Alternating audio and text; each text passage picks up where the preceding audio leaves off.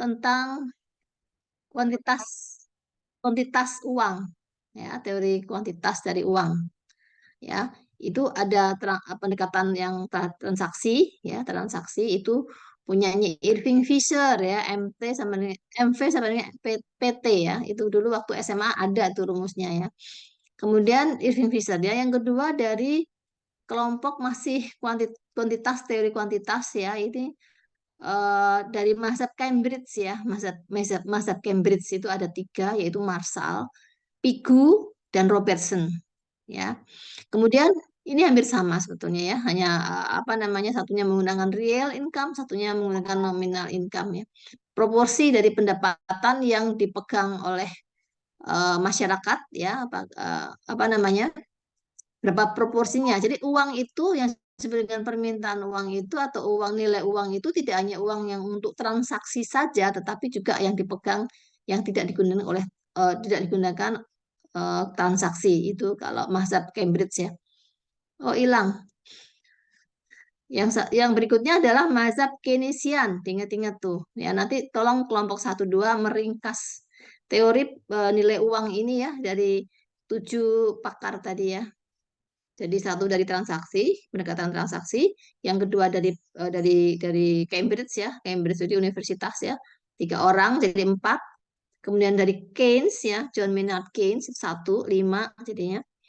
Kemudian post Keynesian ada satu, post Keynesian ada 2, jadi 7, ya. Dan satu lagi adalah Friedman, jadi ada 8.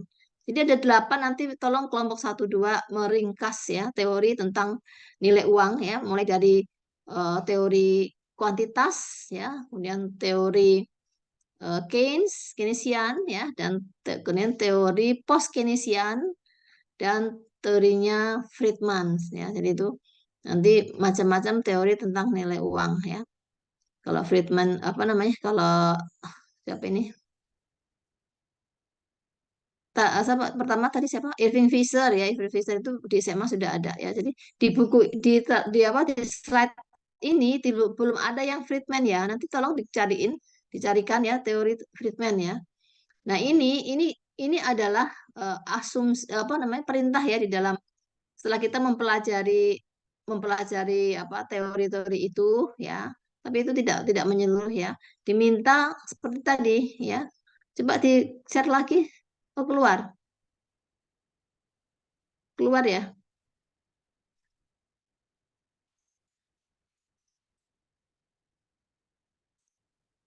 Coba perintahnya. Nah, nyatakan jelas, maksudnya disebutkan, ya, kondisi umum sebagai solusi interior untuk memaksimumkan utility guna menghindari risiko, ya. Kemudian tunjukkan fungsi utilitas kuadrat yang tidak memenuhi semua kondisi.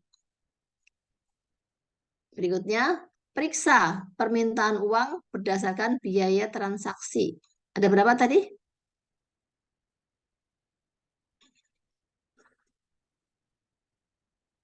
Ya, ada berapa tadi? Yang berdasarkan biaya transaksi siapa aja? Yang transaksi? Irving Satu, Bu, Fisher. Irving Fisher. Siapa lagi? Irving Fisher aja. Iya, Keynesian bilang apa? Keynesian. Keynesian bilang apa? Sudah nonton videonya belum? Belum. Jadi Keynesian juga menyebut bahwa fungsi uang itu adalah untuk transaksi, ya, berjaga-jaga, dan satu lagi adalah untuk apa sih, kalau yang masa depan itu apa? Ada ketidakpastian itu, ya. Apa istilahnya apa? Itu kita hanya bisa tahu kalau kita menonton, ya. Kemudian menonton videonya, ya. Periksa permintaan uang untuk pencegahan, bukan pencegahan, istilahnya berjaga-jaga, ya. Ini punyanya Keynes, ya. Periksa model uang buffer stock. Nah, ini punyanya siapa ini? Dan cek di itunya apa namanya, di videonya. Ya, ini suruh menjawab. Setelah kita nonton video, itu kita apa namanya menjawab pertanyaan ini ya, kelompok 1, 2 ya. Ayo lanjut. Nanti anunya terakhir apa namanya videonya terakhir. Nah, kan karena yang Keynesian, yang transaksi, kemudian Cambridge dan Keynesian dan post Keynesian itu ada di eh post Keynesian nggak ada ya, adanya Keynesian kalau nggak salah. Iya Keynesian. Post Keynesian itu nggak ada, maka ditambahkan di sini yang post Keynesian setelah slide ini. Coba lihat. Ayo turun slide-nya, slide berikutnya. Nah, ini post Keynesian ada dua, Tobin dan Bumol ya. Tobin dan Bumol. Ini Tobin mengatakan itu bahwa ini berkaitan dengan distribusi keuntungan ya. Istilah bahasa Inggrisnya apa? Distribusi keuntungan. Dia bilang apa? Dalam bahasa Inggrisnya dia bilang apa? Distribusi keuntungan. Bukan keuntungan ya, pendapatan lebih return ya. Return itu pendapatan bukan keuntungan. Maksudnya distribusi pendapatannya ya.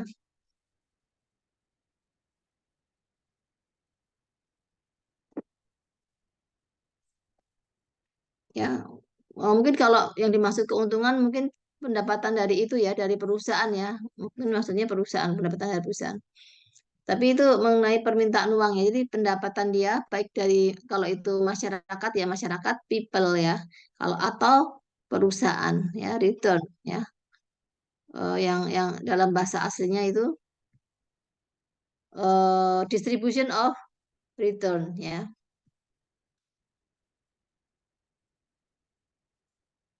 Secara umum urutan preferensi yang konsisten dari sekumpulan hasil yang tidak pasti bergantung pada momen-momen tertentu yang pertama ya. Jadi maksudnya momen tuh kejadian-kejadian yang awal-awal ya dari distribusi pendapatan atau keuntungan yang ditentukan hanya jika fungsi utilitasnya adalah polinomial dengan derajat n. Dengan derajat n berarti bukan derajat 1 ya, jadi di atas 1. Kita tahu tadi sudah disebutkan bahwa kalau kita gambarkan derajat lebih dari 1 itu kurvanya bukan garis lurus ya, tetapi garis lengkung ya. Jadi itu yang perlu diingat-ingat. Berarti ini apa namanya pangkatnya atau derajatnya atau degree-nya itu lebih dari 1 ya. Membatasi analisis menjadi dua momen yang memiliki implikasi fungsi utilitas kuadrat yang utilitas kuadrat yang lemah. Jadi fungsinya itu tadi lebih ke kuadratik ya. Kalau kuadratik berarti pangkat 2 dari garis linier. Selama ini kita lebih sering menggunakan kurva itu yang garis lurus, misalnya menggambar kurva permintaan. Kemarin kita menggambar juga kurva menurunkan kurva IS dan kurva LM. Sebenarnya kurva-kurva itu tadi tidak harus garis lurus ya. Lebih seringnya bukan garis lurus tetapi garis yang melengkung. Jadi lengkung itu bukan suatu linier ya. Lengkung itu bukan linier. Kalau linier itu pasti garis lurus ya. Itu. Ya ini masih penjelasan tentang topin ya. Coba berikutnya.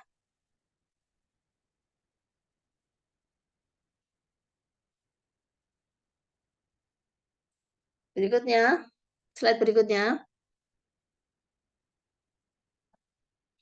Nah, ini yang berkaitan topin itu kan berkaitan dengan fungsi utility-nya ya. Ini ada asumsi yang harus dipenuhi ya. Yang pertama if ya.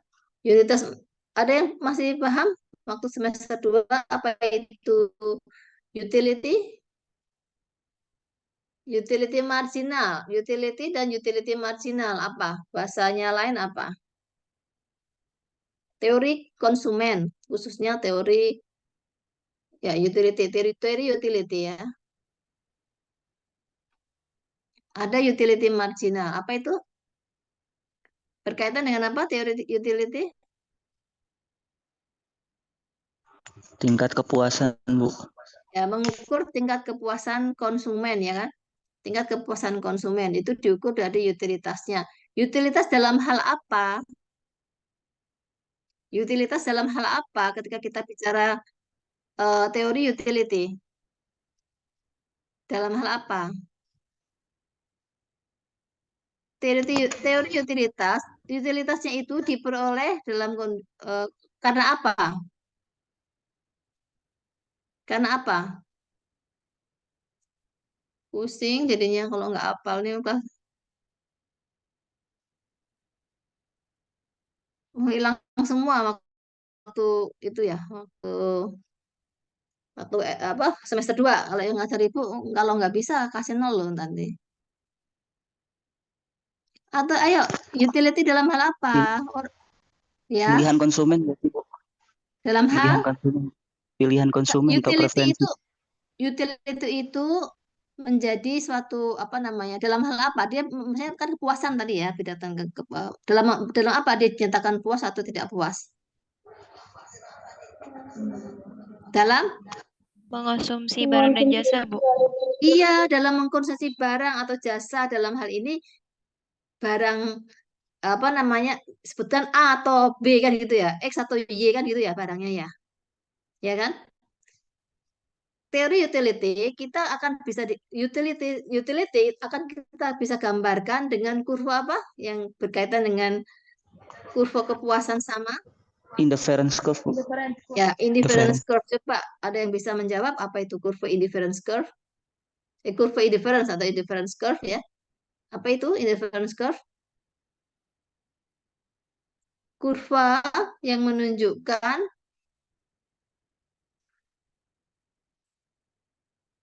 ayo harus Kurva yang menggabungkan produk memberi kepuasan yang sama, Bu.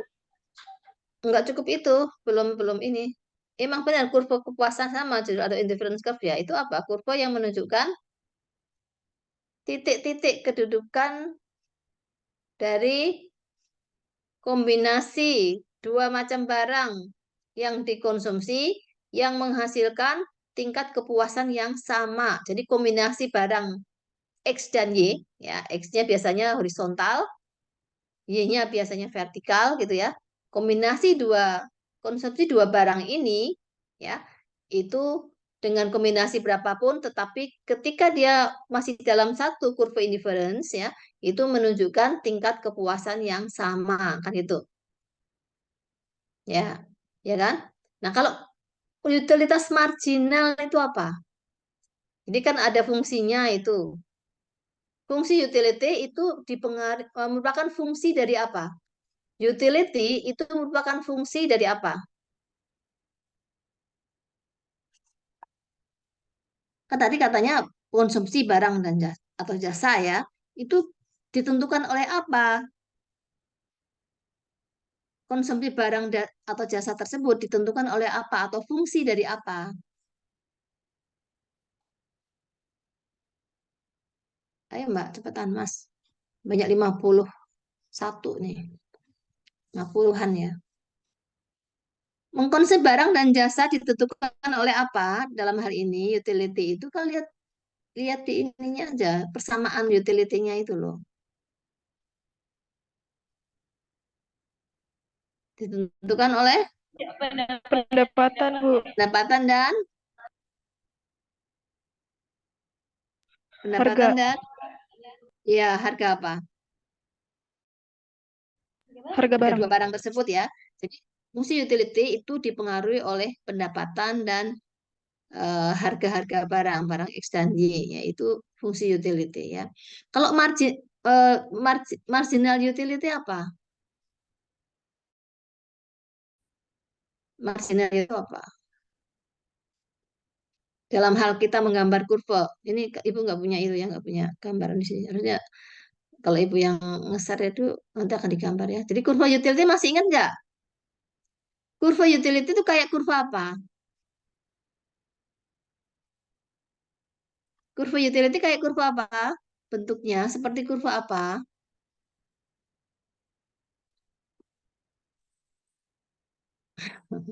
Gimana nih semester 3? Kita cuma belajar 4 semester loh ya. Kalau ekonominya nggak hafal ya nanti menjelaskan ke mahasiswa SMA ya tidak hafal ya. Ini mata pelajaran semester 1 ya. Demand supply itu semester 1 dan yang ngambil itu semua siswa ya, semua siswa SMA. Karena nggak ada penjurusan ya. Adanya peminatan. Kelas 1 semuanya sama semua, semester kelas 10 ya. Ayo,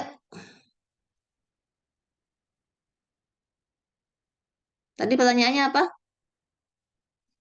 Marginal utility apa? Menunjukkan apa? Turunan pertama dari fungsi utility ya.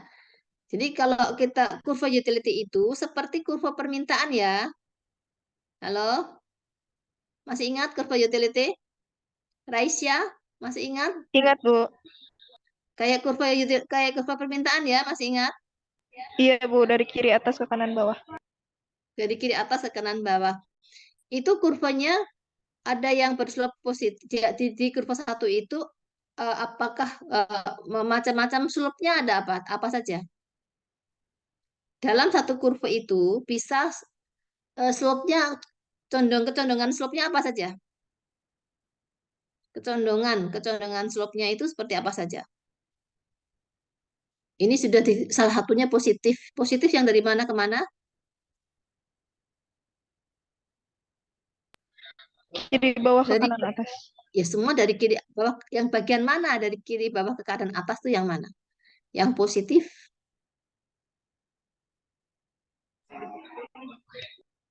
Yang positif, Bu, naik kiri ke kanan. Semua kiri ke kanan ya. Atau gini aja, apa yang disebut dengan utilitas marginal? Utilitas marginal itu apa? Itu marginal utility. Perubahan nilai dari kepuasan didapatkan, Bu. Jadi, Ya, secara misalnya, ya, jadi misalnya satu barang Tambahan kepuasan. tambah, terus barang yang satunya lagi dikurangin, tapi kepuasannya sama. bukan gimana? Setiap tambahan gimana tadi? Setiap pertambahan satu barang, misalnya satu barang X, terus barang Y-nya dikurangin, tapi kepuasannya sama, Bu. Itu yang kalau di dalam satu kurva ya. Kalau yang marginalnya tambahan kepuasannya positif maksudnya apa? Kemarin belajar itu juga nggak? Apa tabel-tabelnya belajar nggak?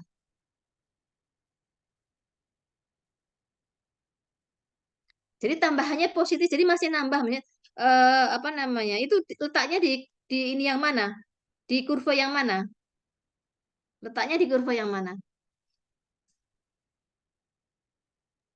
Semakin banyak produk yang dikonsumsi, semakin Bukan. tinggi pula. Di kurva indifference. Di kurva indifference itu yang positif letaknya di mana? Ada 3 bagian kan itu ya.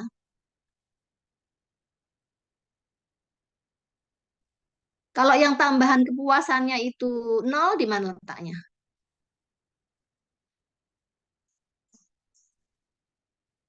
Tahu tambahan kepuasan? Tahu? Jadi konsumsi satu barang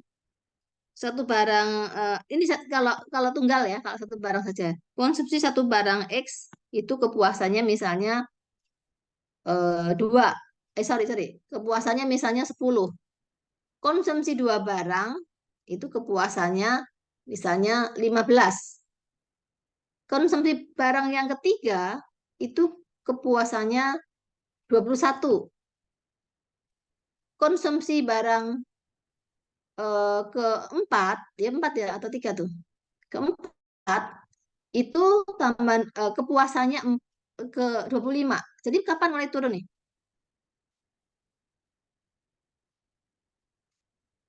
Pas dia konsumsi yang keempat kalinya, Bu. Yang keempat mulai turun, yang kedua dan sampai keempat tadi itu bertambah ya tingkat. Nah, ini masih positif. Ini kondisi yang harus dipenuhi itu masih positif. Itu maksudnya ya, marginal utility, marginal utility-nya masih positif. Mengurangi utilities, kurangi kalau gitu sih. Hasilnya ngomong apa?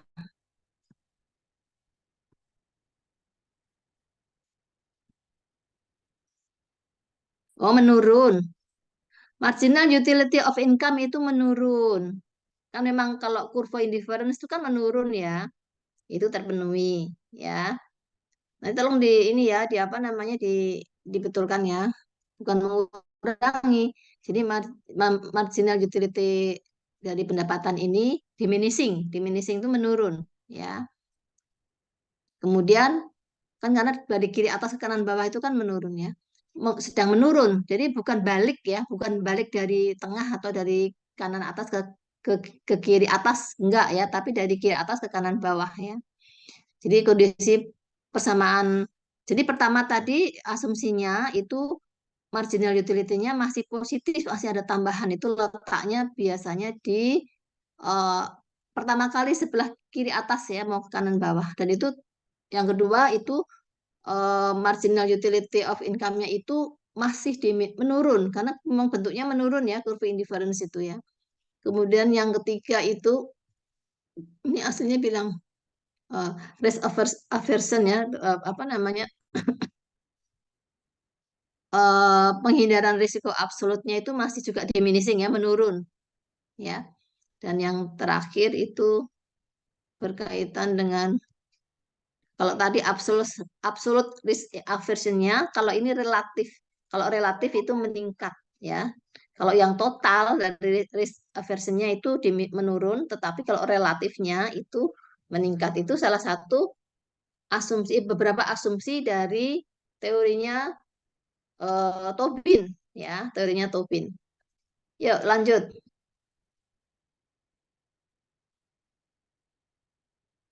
Lanjut. Nanti dengar apa enggak yang lain itu. Nah, implikasinya.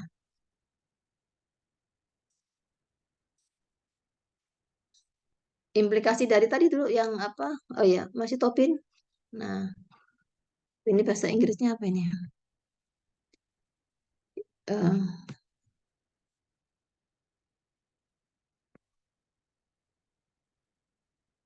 slope atau jadi slope-nya itu lebih besar daripada satu. Opportunity set-nya itu lebih besar dari satu. Jadi tahu slope-nya? Slope tahu slope?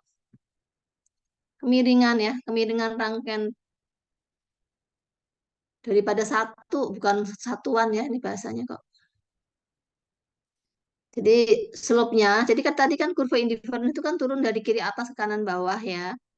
Itu dia di atas tengah-tengahnya ya, masih kondisinya itu pasti. Kalau kejadiannya tadi pasti itu dia berada di kurva indifference yang dari kiri atas ke tengah gitu ya. Jadi lebih besar dari satu. Kenapa hilang? Bisa share screen lagi?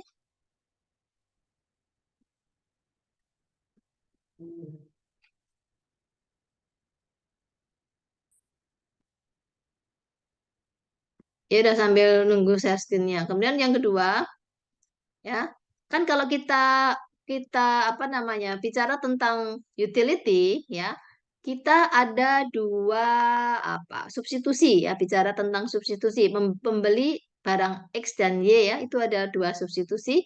Apakah itu dia substitusi apa namanya, substitusi pendapatan dan substitusi, satu lagi substitusi apa, harga ya, price substitution dan income substitution ya. Masih ingat efek substitusinya ada dua ya? Masih ingat? Masih ingat? Fadia ingat apa enggak? Aduh, susah kalau nggak ingat ya. Jadi ini pada kemana nih yang kuliah nih? Halo? Nanti nggak ingat lagi, ini diingatkan kuliah nih.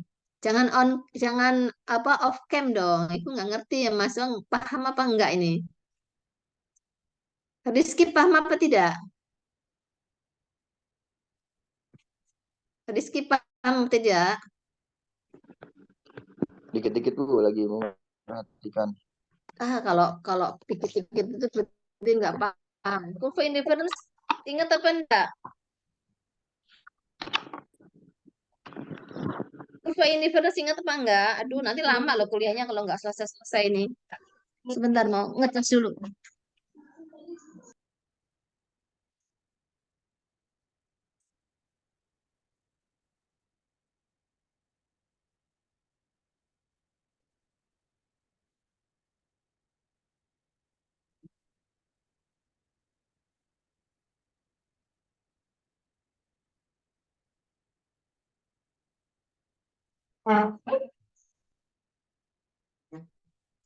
Kurva indifference paham apa tidak? Kurva kepuasan Bu. Ya.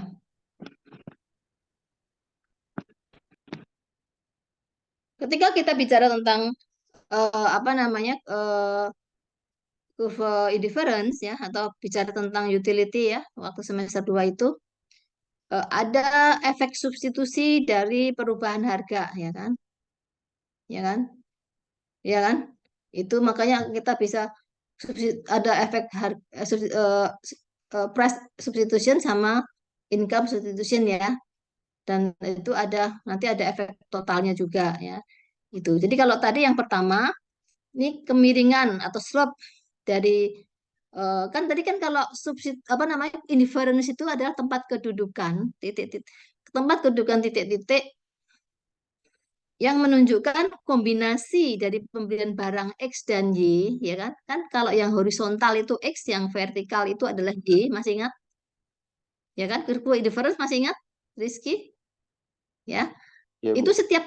setiap titik di kurva indifference itu menunjukkan kombinasi konsumsi atau permintaan dari barang X dan Y, jumlah yang diminta X dan Y. Satu titik di kurva indifference, ya kan? Yang misalnya titik A, dan itu akan sama besarnya ketika kita berada di titik B di kurva yang sama dengan kombinasi yang berbeda. Ya, jadi di dalam kurva indifference itu menunjukkan tempat kedudukan titik-titik dari kombinasi barang X dan Y yang dikonsumsi itu, tetapi dengan tingkat kepuasan yang sama. Ya, jadi kombinasi misalnya X-nya 5, X-nya 5, Y-nya misalnya 1, X-nya 4, Y-nya misalnya 3. Ya, itu kalau di dalam kurva yang sama, itu tingkat kepuasannya sama. Ya kan? Itu kurva indifference ya. Masih ingat? Gina, kurva indifference masih ingat? Gina? Iya, Ibu. Loh, kok iya? Berarti nggak dengerin dong. Masih ingat kurva indifference? Masih, Ibu. Kurva indifference itu apa? Menggambarkan apa? Titik kedudukan dari kombinasi dua barang X dan Y yang dikonsumsi itu, Yang? yang dikonsumsi. Ya, menunjuk yang apa? Berikutnya apa?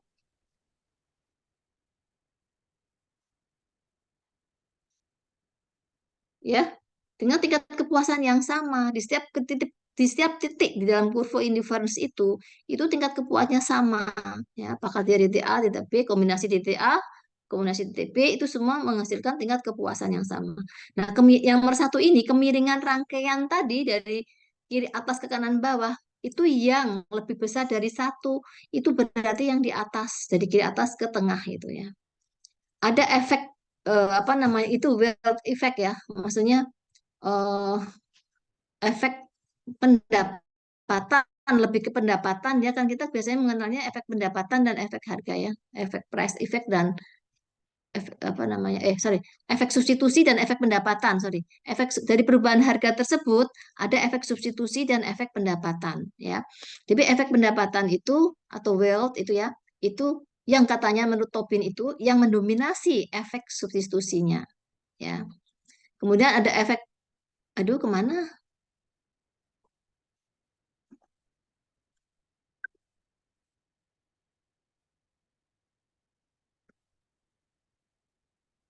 Jadi efek substitusi itu yang apa namanya, yang diakibatkan oleh efek kekayaannya, yaitu substitusi. Ya. Kekayaan itu termasuk dalam pendapatannya. Kemudian ada substitusi efek, ya. Jadi yang mendominasi itu substitusi wealth atau apa pendapatan, ya. Sedangkan apa namanya substitusi efeknya itu kurang kurang lebih sedikit, ya. Dan yang terakhir itu berkaitan dengan apa namanya tingkat suku bunga. Ini harus lebih rendah dari pergerakan. Tingkat suku bunganya itu harus lebih rendah daripada apa namanya keuntungan atau kerugian, ya.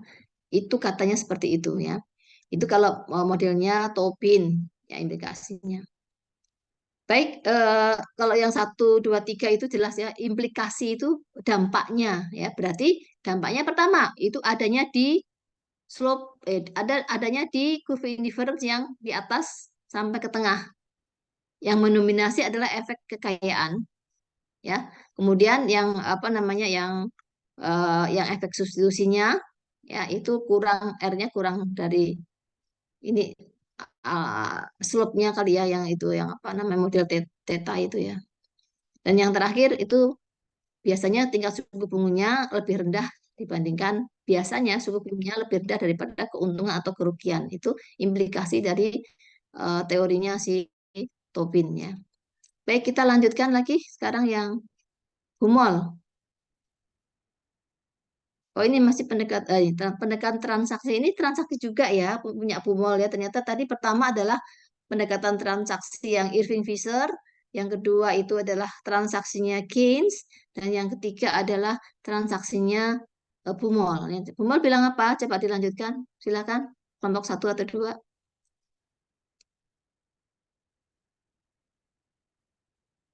Kelompok 1 atau 2 siapa? Wakil.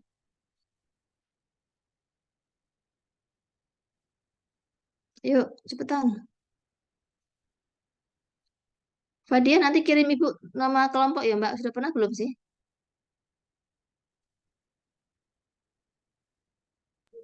Iya, Bu. Nanti saya kirim.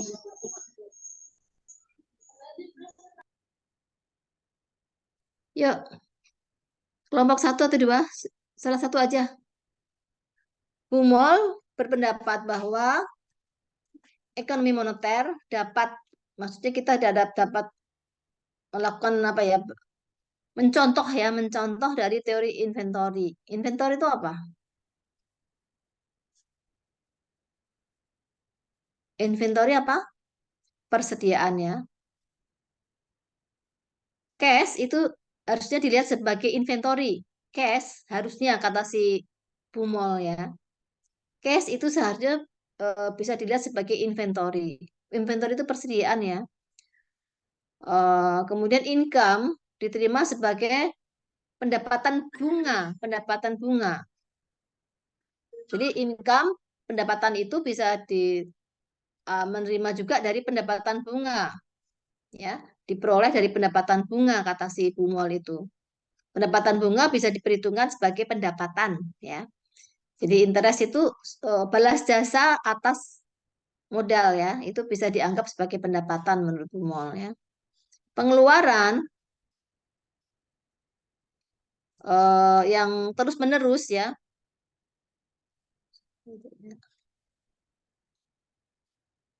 yang terus menerus dianggap sebagai apa?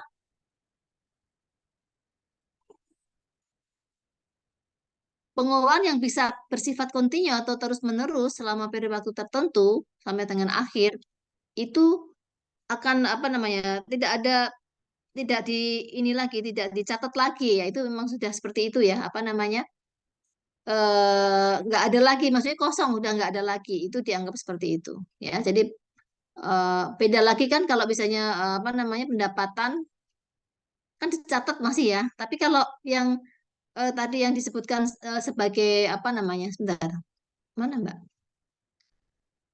yang pengeluaran bersifat kontinu dari awal sampai akhir ini ya, itu nanti dicatatnya sudah bukan pendapatan lagi, jadi dianggap eh, pendapatan sudah nggak ada gitu ya, karena sudah keluar ya. Beda lagi kalau misalnya apa ya, temannya opportunity cost itu apa yang ya kayak ini kayak apa? Eh, biaya tenggelam atau apa? Biaya tenggelam apa kalau temannya opportunity cost itu apa? Sangkos ya. Sangkos seperti sangkos itu ya. Tahu ya, sangkos ya. Itu ya. Jadi pengeluaran yang sifat kontinu terus-terusan itu apa namanya akan tidak itu tidak ada pendapatannya ya, habis gitu ya. Baik, lanjutkan.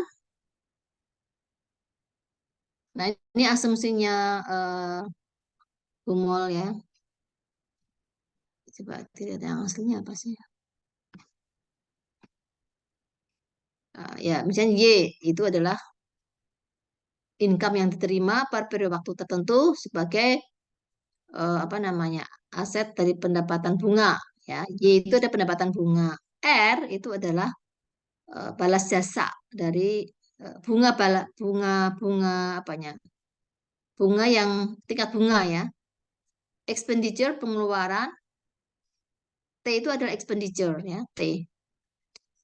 Kemudian dimisalkan ada dua pelaku ya dalam satu periode. Yang pertama adalah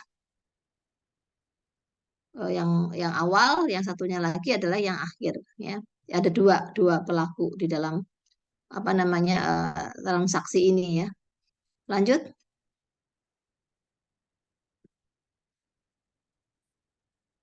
Ini sebenarnya lebih ke ini apa namanya lebih ke gambar ya. Ya udah ini atau gini aja kita abaikan saja karena di sini ternyata tidak digambar, lebih ke matematikanya ya, nanti malah lebih membingungkan ya. Coba kita yang terakhir aja kesimpulan aja ya, coba dibaca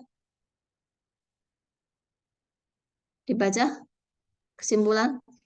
Kesimpulan, perkembangan permintaan uang pasca Keynesian mempunyai landasan mikro, namun bukan landasan mikro yang kokoh. Kedua, salah satu implikasi Bentar. Post Keynesian siapa ininya? Apa tokohnya siapa? Post Keynesian? Baumol sama Tobin, Bu. Ya, Baumol sama Tobin. Terus? Ya, lanjutkan. Salah satu implikasi makroekonomi dari pengembangan ini adalah model uang disequilibrium atau ketidakseimbangan. Jadi implikasi dari teori makroekonominya itu adanya ketidakseimbangan ya. Model uang yang tidak seimbang ya. Tadi karena apa? Ada yang habis itu tadi dianggap nggak ada dan seterusnya itu tadi ya menjadi tidak seimbang. Kalau seimbang itu berarti sama ya permintaan dan penawarannya. Lanjut. Model uang disequilibrium ini dibangun berdasarkan efek keseimbangan real Patinkin dan memiliki penyesuaian jangka panjang terhadap guncangan moneter.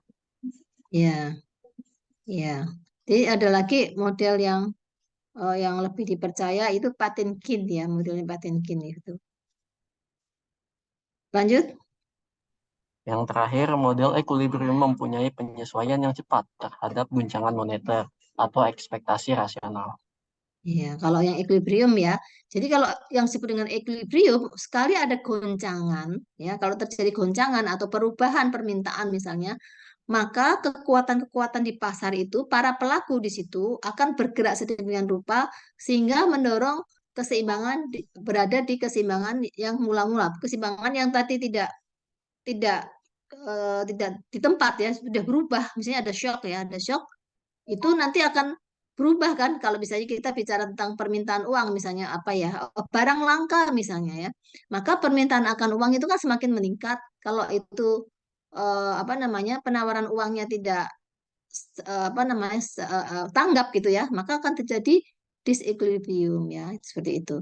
Tapi apa namanya kondisi yang modelnya si post Keynesian ini memang dia lebih ke disequilibrium ya. Tapi kalau kalau seandainya itu modelnya equilibrium, maka dia bisa melakukan penyesuaian tadi seperti yang teori-teori yang di permintaan penawaran yang biasa. Ya ini kan permintaan dan penawaran akan uang kan ini ya. Kalau yang barang yang kita pelajari dulu di semester 1 itu adalah permintaan dan penawaran akan barang ya. Jadi kalau permintaan akan barang, kalau barangnya misalnya langka, ya pasti harga naik dong. Itu berarti ada perubahan dari equilibrium ya. Jadi equilibrium itu adalah harga dan jumlah keseimbangan yang terjadi di pasar barang ya. Nah, kalau ada goncangan misalnya ada barang langka ya karena mungkin seperti sekarang ini misalnya kemarau ya, kemarau panjang, beras itu kan langka. Ini kalau permintaan barang ya. Beras langka, maka harga akan naik kan karena supply-nya kan menurun ya, harga akan naik. Nah, kalau pemerintah tidak segera menangani kurangnya permintaan, maka harga akan terus meningkat. Nah, kalau harga meningkat itu namanya disequilibrium ya. Tapi kalau misalnya pemerintah kemudian memasok barang-barang dagangan, mengimpor beras misalnya ya, kemudian membagikan di masyarakat, menjual di masyarakat beras ya dengan harga yang tidak tinggi, maka harga beras itu di pasaran akan turun kembali. Demikian juga dari permintaan dan penawaran uang. Jadi kalau permintaan naik tapi tidak disertai dengan penawarannya, maka akan terjadi disequilibrium. Tapi menurut teorinya si post Keynesian ini, tokoh post Keynesian ini, itu di sana terjadinya malah tidak ada keseimbangan, disequilibrium yang terjadi, bukan keseimbangan ya gitu. Terus diakhiri dengan kesimpulan yang terakhir, model equilibrium mempunyai penyesuaian yang cepat terhadap goncangan moneter. Nah, itu betul ya. Ini biasanya di pasar barang adanya kan asumsinya equilibrium ya. Kalau ada goncangan sedikit, maka kekuatan-kekuatan di pasar ya itu akan melakukan penyesuaian tadi seperti contohnya tadi harga beras tadi ya. Tapi ini kan permintaan dan penawaran uang. Jadi kalau ada permintaan uang naik, maka kalau modelnya equilibrium ya, maka Pak the Fed apa namanya? Bank sentral atau apa namanya? BI ya akan menambah jumlah uang yang beredar ya supaya permintaan akan uang itu apa namanya? Bisa terpenuhi equilibriumnya. Ini berkaitan dengan permintaan uang ya. Jadi harus dicukupi penawarannya supaya terjadi equilibrium. Tapi modelnya post Keynesian itu tidak equilibrium atau disequilibrium ya. Baik, sekarang coba diputar videonya. Putar Oke, videonya dulu. ya Bu, baik Bu, sebentar.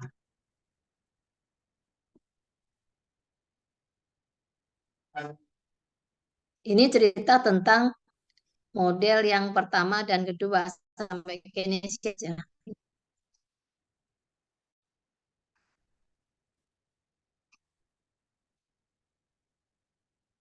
Trap किसे कहते हैं। अब video start करने से पहले हम एक बार brief overview ले लेते हैं कि हमने इससे पहले क्या क्या किया है। देखिए, मैंने आपको बताया था कि थ्योरी ऑफ मनी डिमांड को हम theory of value of money भी कहते हैं। जो हमने फर्स्ट वीडियो करी थी ट्रांजैक्शन अप्रोच वाली, उसमें मैंने ये बात कही थी। ओके, तब ये theory of value of money अलग अलग टाइप की होती है। एक क्वांटिटी थ्योरी ऑफ मनी होती है जिसकी बात क्लासिकल्स ने की थी, फिर केन्स थ्योरी ऑफ मनी आई थी, फिर post Keynesian theory of money आई थी जिसमें हम बोमन्स अप्रोच और टॉबिन्स अप्रोच की बात करते हैं, और फिर फ्रीडमैन्स थ्योरी ऑफ मनी की बात हम करेंगे। अभी क्वांटिटी थ्योरी ऑफ मनी में दो वीडियो हमने करी थी, एक थी ट्रांजैक्शन अप्रोच यानी कि Fisher's quantity theory of money, दूसरी थी कैश बैलेंस अप्रोच जिसे हम कैम्ब्रिज इक्वेशन भी कहते हैं। और इसमें हमने तीन इक्वेशन की बात करी थी, Marshall equation, Pigou equation and Robertson equation. अगर ट्रांजैक्शन अप्रोच की हम बात तो हमने उसमें ये इक्वेशन करी थी, पीटी इज इक्वल टू में एम बी, या फिर इसे ऐसे भी कह सकते हैं M V is equal to में पीटी। यहाँ पे एम क्या था, money in circulation, V velocity of money, P price level, T total amount of transaction. यहाँ पे V और T थे जो थे वो Tolong dimatikan dulu, matikan dulu. Increase हो रही थी, उससे क्या हो रहा Matikan था, dulu, Mas. Nah, ini teori yang pertama tadi ya, tadi teori kuantitas uang, ini ya. Itu teorinya ini teori yang pertama itu untuk motif transaksi ya. Di sini demand for money sama dengan supply of money ya. Ini yang terkenal rumusnya siapa ini kayak gini, MV sama dengan PT. Kalau di SMA Irving Fisher. rumusnya ya Irving Fisher ya ini ya. Jadi ini modelnya Irving Fisher, motif transaksi ya dari Irving Fisher. Ya lanjut. Price increase हो रहा था, तो money in circulation and price के बीच में direct relation था यहाँ पर। उसके बाद हमने बात करी थी कैश बैलेंस अप्रोच, जिसमें हमने ये तीन इक्वेशन करी। एक मार्शल की इक्वेशन करी जिसमें M इज इक्वल टू में KPY था, फिर हमने रॉबर्टसन की इक्वेशन करी जो m is equal to P K T था, और फिर हमने पिगुस की इक्वेशन करी जिसमें m इज इक्वल टू में के Ya, R berhenti dulu, T था। berhenti dulu, berhenti dulu, berhenti dulu. Ya. Nah, yang kedua ini model kuantitas teori kuantitas uang ya. Ini modelnya dari Cambridge. Cambridge itu nama universitas ya di Inggris sana ya. Itu tokohnya itu adalah Marshall, Pigou dan Robertson ya. Itu dikenal sebagai Marshall equation, Pigou equation, Robert equation. Ketiganya disebut sebagai Cambridge equation ya. Itu nama universitas tertua di Inggris ya di sana ya.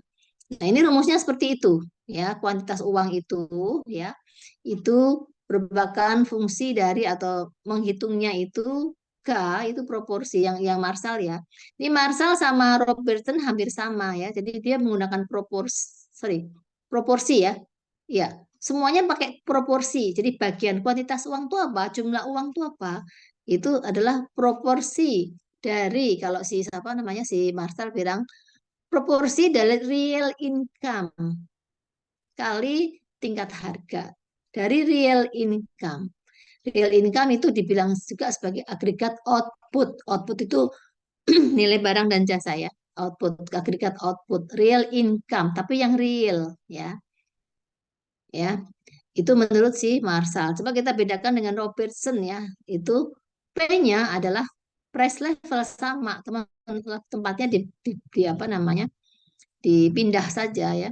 Proporsinya dari proporsi dari keinginan masyarakat untuk memegang uang. Sama juga dengan Marshall itu hampir sama, cuman ini kodenya yang agak apa namanya dibedakan ya. Kalau tadi dari real income, kalau ini dari kuantitas barang dan jasa yang dibeli selama periode waktu tertentu. Kalau tadi agregat output, kalau ini jumlah barang dan jasa yang dibeli. Dilihatnya dari konsumen ya. Dibeli. Kalau yang agregat output itu yang dihasilkan oleh produsen. Ya.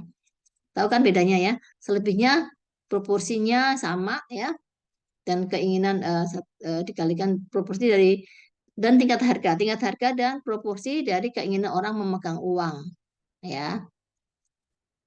Ya.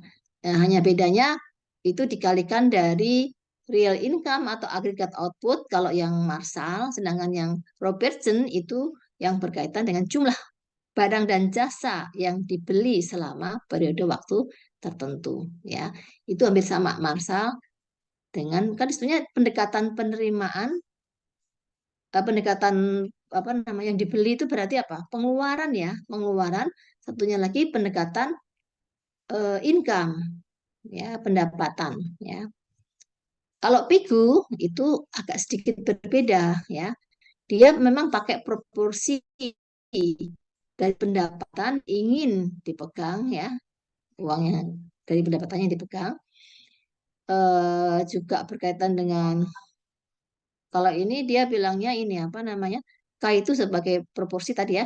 Kalau R-nya itu adalah real income, hampir sama, real income sama, sebenarnya totalnya. Kalau tadi agregat output sebenarnya sama-sama total ya, total real income, atas itu juga total real income. Tapi di sini dibagi dengan nilai uang, nilai uang ya. Kalau tadi di atas kan nggak dibagi nilai uang nih, ya karena ini kalau yang di bawah kan tadi tingkat harga ya, ini dibagi dengan nilai. Sebenarnya mirip-mirip juga ya, cuman ini kan seper P berarti ya. Kalau atas kan kali P, ini seper P. Ya. Oke, itu untuk yang model siapa? Dari kuantitas uang ya, teori kuantitas uang. Sekarang model Keynesian. Coba digeser lagi, ditarik aja Mas. Yang merahnya itu tarik aja sampai Keynesian. Ya, ya itu tarik यहाँ पे terus आप sampai Keynesian.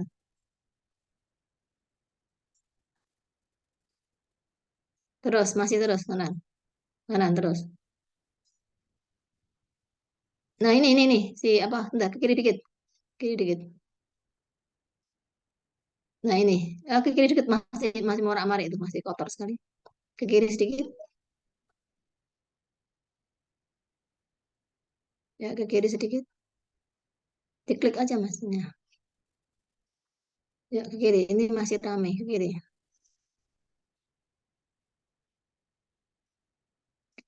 Siapa yang tahu Keynes? Coba ke kiri lagi supaya nggak merah-merahnya banyak tuh. Ke kiri, diklik aja, klik, klik gitu, Mas. Nah, kiri sedikit lagi, dikit kiri, dikit lagi. Kiri, dikit lagi, kiri bukan kanan, kiri. Nah, diklik aja, klik gitu. Nah, ke kiri dikit. Ya, ke kiri dikit lagi, dikit lagi. Biar nampak semuanya. Oh, biar ini udah dibunyiin aja, dibunyiin biar jalan sendiri.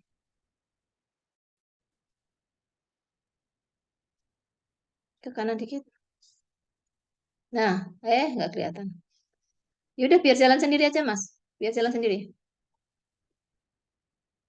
बात गलत है, ठीक है। तो इसने 3 टाइप की money demand बताई Ya, थी। एक डिमांड बताई थी उन्होंने ट्रांजैक्शन डिमांड, यानी कि आप डेली लाइफ में जो गुड्स एंड सर्विसेज परचेज करने के लिए मनी डिमांड करते हैं, उसे हम ट्रांजैक्शन डिमांड कहते हैं। क्योंकि आपको कैश की जरूरत क्यों पड़ रही है? क्योंकि आपने गुड्स एंड सर्विसेज परचेज करने हैं, इसलिए आप अपने पास कैश रखते हैं या अपने बैंक अकाउंट में पैसा रखते हैं। अब यूपीआई की वजह से ये जो बैंक अकाउंट में आपका पैसा पड़ा है, ये भी बहुत लिक्विड हो गया है। लिक्विड किसे कहते हैं? हम लिक्विड कहते हैं जिस पैसे को इंस्टेंट यूज किया जा सके। फॉर एग्जांपल, मान लीजिए आपके पास एक चेक है, ओके, और एक कैश पड़ा है। अगर आपने भी ट्रांजैक्शन करनी है तो कैश से आप एकदम से ट्रांजैक्शन कर सकते हैं, atau ठीक है। digeser अब aja. तो यूपीआई की हेल्प से आप बैंक में पड़े Mas, ट्रांजैक्शन geser कर biar सकते ini, हैं। biar apa? Biar penuh ya. Apa namanya ditentukan oleh permintaan oleh untuk transaksi. Nah, sampai ini aja cukup. Ya, jadi untuk Keynes ini motif dalam memegang uang itu, permintaan uang itu pertama adalah permintaan untuk transaksi, yang kedua untuk berjaga-jaga, dan yang ketiga untuk spekulasi kalau menurut Keynes ya. Teori permintaan uangnya Keynes itu ditentukan oleh pendapatan dan suku bunga ya. Pertama itu adalah permintaan untuk transaksi.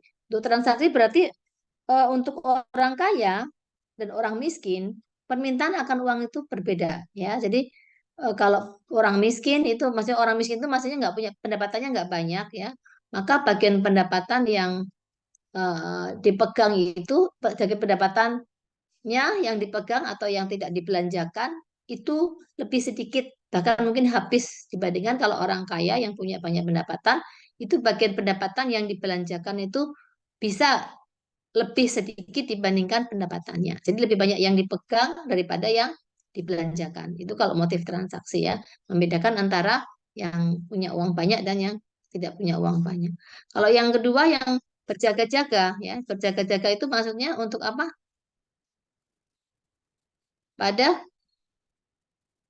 berjaga-jaga pada real income. Tadi kan dikatakan bahwa fungsi permintaan uang itu ditekan oleh pendapatan dan suku bunga ya. Jadi kalau berjaga-jaga itu berarti apa namanya, real income itu berarti ada bagian yang ditabung, ada yang bagian untuk dibelanjakan ya. Itu tergantung pada tingkat suku bunga ya. Pendapatan yang akan ditabung ataukah dia di apa namanya, digunakan untuk belanja, itu tergantung motifnya ya. Motifnya itu karena ini berjaga-jaga. Kalau misalnya nanti anaknya misalnya untuk pendidikan tinggi anaknya, berarti lebih banyak yang ditabung dibandingkan yang dibelanjakan. Dan yang terakhir yang berkaitan masih Keynes, itu berkaitan dengan spekulasi. Ini berkaitan terutama uangnya itu, pendapatannya itu digunakan untuk apa? Spekulasi ya. Makanya ketika ketika di Amerika Serikat ya, ketika suku bunga BI itu BI, suku bunga The Fed itu meningkat ya, orang akan lari ke me, me, apa, menginvestasikan dananya itu ke deposito misalnya ya, dibandingkan kalau misalnya dia membeli membeli apa namanya, membeli barang-barang konsumsi atau membeli surat berharga lain ya. Jadi itu spekulasi, jadi berkaitan dengan suku bunga, tentu saja juga terkait dengan eh, uangnya ya atau pendapatannya. Itu motif spekulasinya si Keynes ya. Itu intinya itu. Untuk yang ini video ini hanya dua itu, model kuantitatif ya, model transaksi, dan model apa namanya, punyanya Cambridge ya, itu seperti itu. Nah, coba Mas selesai ini, coba artikel berikutnya apa? Tadi kita bisa menjawab apa namanya pertanyaan. Ini enggak, ini sudah selesai semua bicara tentang Keynes ya. Ini semua bicara tentang gains. Coba kita turunkan dulu slide-nya ini. Masukkan lagi tadi slide yang sebelumnya. Kita bisa menjawab pertanyaan slide tadi ya.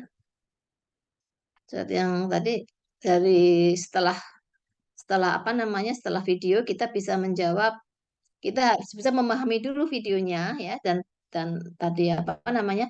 Video dan slide ini ya. Slide ini kan menambahkan yang apa? Tobin dan Bumol ya. Kalau yang video tadi mulai dari pendekatan transaksi ya, kuantitatif tadi ya, kemudian Keynes ya. Kuantitatif ada dua, yang model transaksi dan pendekatan transaksi dan pendekatan Cambridge, persamaan Cambridge ya. Nah, sekarang kita bisa mengatakan menjawab pertanyaan ini ya. Nyatakan, bukan menyatakan ya. Jadi kita disuruh menyatakan, nyatakan kondisi umum atau general condition sebagai solution untuk memaksimumkan utility guna menghindari risiko. Tadi di slide yang keberapa? Kondisi umum itu kan asumsi ya, asumsi. Ya. Nanti dijawab ya. Kemudian yang kedua, tunjukkan fungsi utilitas kuadrat yang tidak memenuhi semua kondisi. Utilitas kuadrat berarti fungsi utility-nya itu tidak garis lurus ya. Makanya kurva indifference itu selalu melengkung ya, enggak apa namanya, enggak garis lurus ya. Yang tidak memenuhi semua kondisi. Tadi dari persyaratan di awal tadi ya. Di mana yang kondisinya memenuhi tadi yang mana? Yang mana tadi yang memenuhi? Yang dijelaskan tadi itu loh. Asumsinya yang mana? Berarti dia yang apa? Implikasinya kalau nggak salah tadi jawaban implikasinya. Implikasi dari teori-teori yang disebutkan tadi loh. Putri Namira. Ini kuliah apa ibu ngomong sendiri sih? Nggak ada yang kuliah nih kali pada kemana nih? Ira? Atau ditanya satu-satu? Iya, Ibu. Apa jawabnya itu? Mana tuh nomor 2? Tunjukkan fungsi utilitas kuadrat yang tidak memenuhi semua kondisi. Maaf, Ibu. Fotonya itu, Bu. Jaringannya tidak bagus, Ibu. Itu alasan apa tradisional banget itu. Jawabannya kok seperti itu. Ini kita kuliah loh ini. Cari ilmu bukan cuma hanya mendengarkan tidak jelas sambil dai gitu ya. Ini kalau nggak mau kuliah, ibu juga nggak mau kuliah. Kalau nggak ngasih kuliah, kalau nggak mau kuliah, ibu juga nggak mau ngasih kuliah seperti ini. Harusnya wajib semua open camp, bukan maaf jaringan nggak ada ini alasan semua itu. Nanti kalau luring semua, ini sambat juga.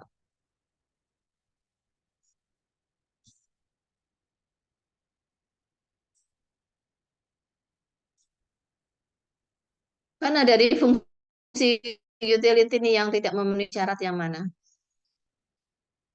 Ada yang bisa jawab? Tadi memenuhi syarat yang mana? Implikasi dari tadi loh, teori utility tadi. Yang memenuhi syarat yang mana? Yang slope-nya itu pasti positif tadi loh. Yang marginal utility-nya itu positif tadi.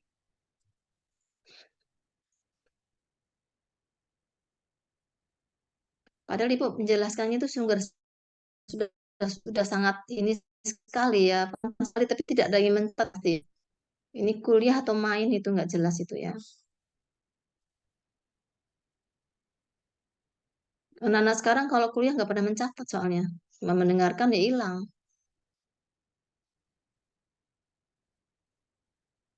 Udah nanti nih setiap kelompok jawab semua ini ya, yang ini tadi sudah dijelaskan di belakang tadi, sebelumnya tadi kan sudah dijelaskan ini. Terus itu cek ya, periksa mana permintaan uang yang berdasarkan biaya transaksi.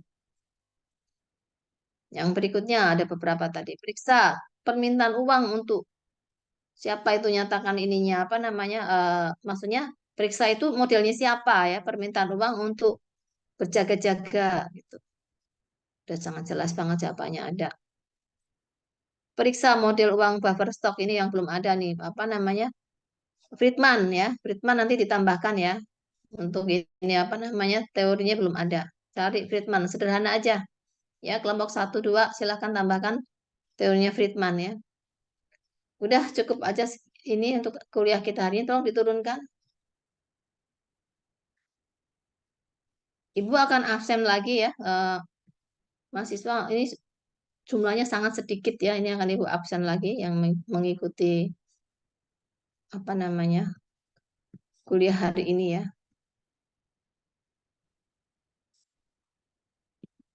Wahyu?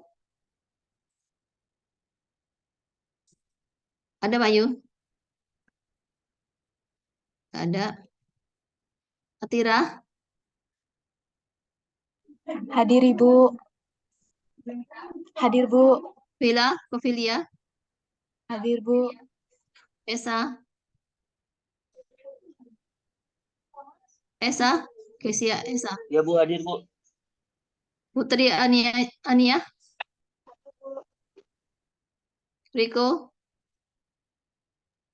Hadir Bu. Nasia? Siti Mawada? Hadir Bu. Kesia? Hadir Bu. Kesia ada? Hadir Bu. Ira Amelia? Hadir Bu. Gosario? Hadir Ibu. Galo? Hadir Ibu. Alivia? Hadir Bu. Hadir Fariza? Ibu. Amira? Hadir Bu. Nabila? Hadir Bu. Lia Fatma? Hadir Bu. Ani Rosada?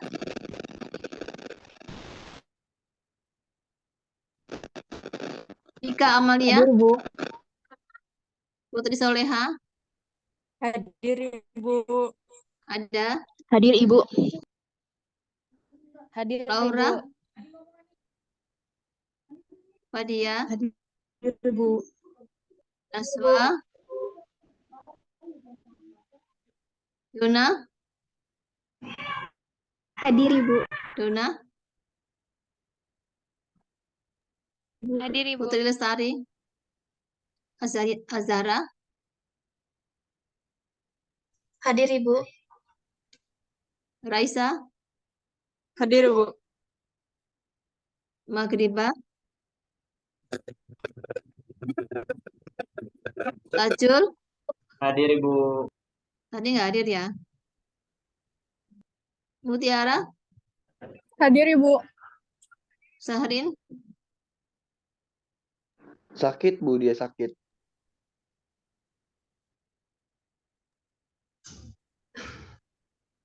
Reza? Hadir Bu. Adam? Hadir Ibu. Gina? Hadir Ibu. Diari? Hadir Ibu. Hadir Ibu. Rizky? Saya Bu. Radita? Hadir Bu.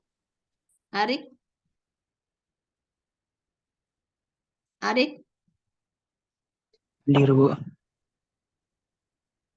Dari mana, Mas?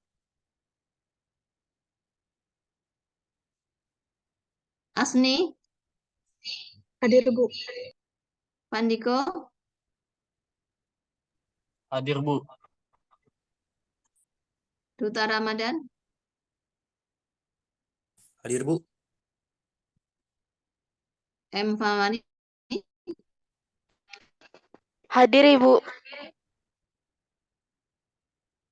Putri Namira? Hadir Bu. Muhammad Nabil? Kamila? Hadir Ibu. Audia?